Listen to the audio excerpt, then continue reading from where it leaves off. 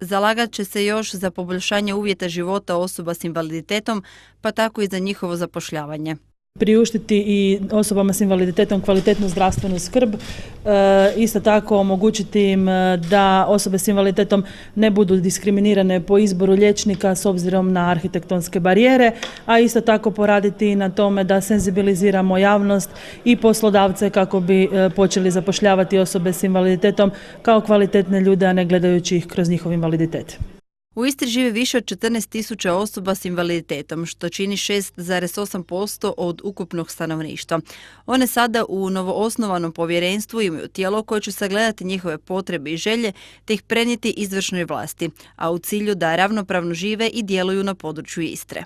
Da će povjerenstvu administrativne poslove raditi Zaklada za poticanje partnerstva i razvoj civilnog društva, jer je važno da u budućoj perspektivi, prvenstveno od 14. do 20.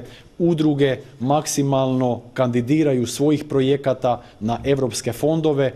Osobama s invaliditetom život je teži, naročito sada u financijski nezahvalnim vremenima. Na nama je da im pomažemo. Standard je potrebno unaprijediti. I zajedno sa gradovima, sa općinama i kroz proračun sad koji se radi za sljedeću godinu, a vi znate da smo mi upravo sada u rebalansu poduplali iznos sredstava upravo namijenjene osobama s invaliditetom, dakle i kroz proračune prioritetno pokušamo realizirati njihove potrebe, njihove želje. Sa 160 proračun je sada povećan na 350.000 kuna.